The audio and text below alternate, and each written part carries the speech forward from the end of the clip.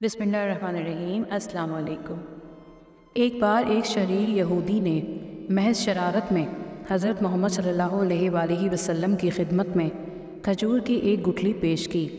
اور یہ شرط رکھتے ہوئے کہا کہ اگر آپ آج اس گٹھلی کو مٹی اور پانی کے نیچے دبا دیں اور کل یہ ایسا تناور درخت بن جائے، زمین پر لہلہانے لگے،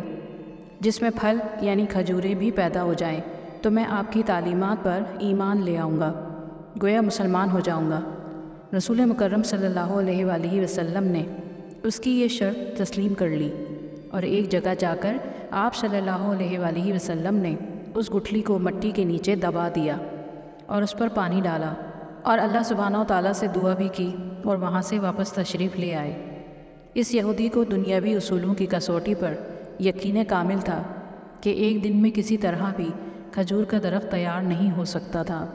لیکن رسول مکرم صلی اللہ علیہ وآلہ وسلم کی ذات اقدس کی روحانیت اور آپ کا اعتماد اس کے دل میں کھٹک اور خدشہ ضرور پیدا کر رہا تھا کہ کہیں کل ایسا نہ ہو جائے کہ کھجور کا درخت اگ جائے اور اسے ایمان لانا پڑ جائے۔ اس نے اپنے اس وسوسے کو دور کرنے کے لیے پھر دنیاوی اصولوں کی مدد لی اور شام کو اس مقام پر جا کر جہاں کھجور کی گٹھلی آقا دو جہاں صلی اللہ علیہ وآلہ وسلم نے بوئی تھی، اس کو وہاں سے نکال لیا اور خوش واپس آ گیا کہ اس کھجور کا نکلنا تو درکنار، کھجور کے درخت کا نکلنا ہی محال ہے۔ لیکن وہ نہیں جانتا تھا کہ جب معاملہ اللہ سبحانہ و تعالیٰ اور اس کے رسول صلی اللہ علیہ وآلہ وسلم کے درمیان ہو تو دنیاوی اسباب بے معنی ہو جاتے ہیں۔ اگلے دن آقا دو جہاں صلی اللہ علیہ وآلہ وسلم اور وہ یہودی مقام مقررہ پر پہنچے تو وہ یہودی یہ دیکھ کر حیران رہ گیا کہ وہاں ایک تناور درخت کھجور کے گچھوں سے لدا کھڑا ہے۔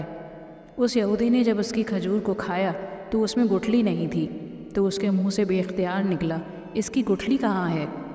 مرقوم ہے کہ اس موقع پر رسول اللہ صلی اللہ علیہ وآلہ وسلم نے ارشاد فرمایا، گٹھلی تو تم نے کل شام ہی نکال لی تھی، اس لیے گٹھلی تو کھجور میں نہیں ہے، البتہ تمہاری خواہش کے مطابق کھجور کا درخت اور کھجور موجود ہے۔ کہا جاتا ہے کہ وہ یہودی اللہ سبحانہ و تعالیٰ کے اذن سے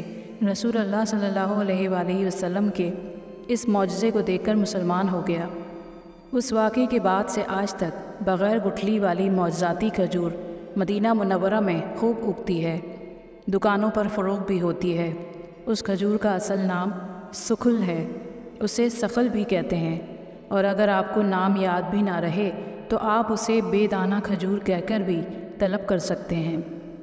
اب بہت زیادہ علم رکھنے والے بالخصوص نباتیات یعنی باٹنی کے ماہرین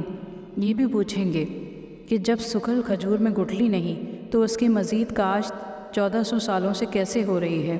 تو بتانے والوں نے بتایا ہے کہ اس کے سوکھے پتے کھجور کے باغوں میں مٹی میں مدغم ہو کر نئے پودوں کی بنیاد بن جاتے ہیں۔